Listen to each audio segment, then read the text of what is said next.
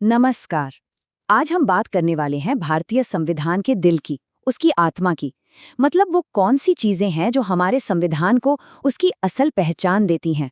हम बात करेंगे अधिकारों की, सरकार के लिए दिए गए निर्देशों की और हाँ, हम नागरिकों के कर्तव्यों की भी। तो सबसे पहले ये समझते हैं किसी भी देश के संविधान की अंतरात्मा या कॉन्शियंस का आखिर मतलब क्या होता है। सोचिए जरा। ये दरअसल वो नैतिक और दार्शनिक नींव है, वो बुनियाद है जिस पर किसी देश के सारे कानून और उसका पूरा शासन टिका होता है। अब अगर भारत के संविधान की बात करें तो इसकी अंतरात्मा के दो बहुत जरूरी हिस्से हैं। एक तरफ है हमारे मौलिक अधिकार, जो समझिए हर नागरिक के लिए एक शील्ड, एक ढाल का काम करते हैं। और दूसरी तरफ है राज्य के नीति निर्देशक तत्व, जो सरकार के लिए एक कंपास की तरह है, जो उसे रास्ता दिखाते हैं कि देश को किस दिशा में ले जाना है। तो ठीक है, सबसे पहले उस कंपास पर नजर डालते हैं जो सरकार को रास्ता दिखाता है, यानी राज्य के नीति निर्देशक तत्व। इन्हें हम शॉर्ट में डीएसपी भी कहते हैं, है ना? तो ये डीएसपीज हैं क्या? देखिए, ये हमारे संविधान के पार्ट 4 में दिए गए हैं, आर्टिकल्स 36 से 51 तक।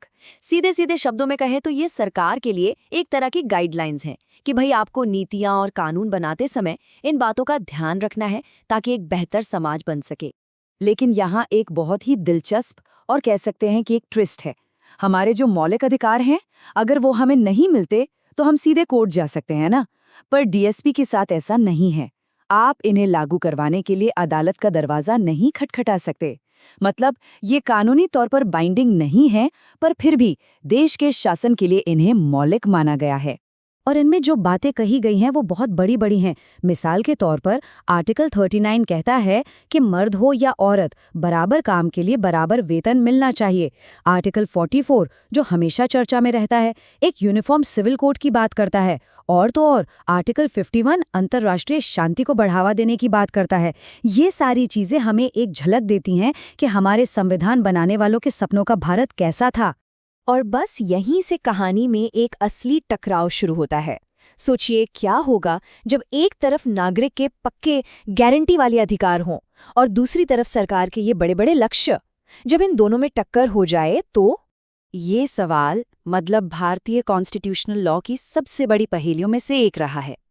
मान लीजिए सरकार एक डीएसपी को लागू करने के लिए कानून बनाती है, पर उस कानून से किसी के फंडामेंटल राइट का हनन हो रहा है। तो अब क्या होगा?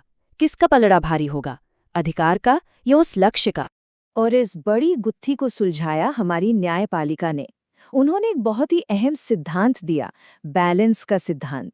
ये सब कुछ तय हुआ 1980 में एक लैंडमार्क केस में, जिसका नाम है मिनर्वा मिल्स केस। इस एक केस ने, आप कह सकते हैं, हमेशा के लिए मौलिक अधिकारों और डीएसपी के बीच के रिश्ते की तस्वीर साफ कर दी। सुप्रीम कोर्ट ने उस फैसले में एक बहुत ही गहरी और खूबसूरत बात कही। उन्होंने कहा कि मौलिक अधिकार और निर्देशक सिद्धांत एक दूसरे के दुश्मन नहीं, बल्कि दोनों मिलकर संविधान की अंतरात्मा बनाते हैं। एक के बिना दूसरा अधूरा है, दोनों साथ चलेंगे तभी गाड़ी आगे बढ़ेगी। तो इस केस से 3 बड़ी बातें निकलकर आईं।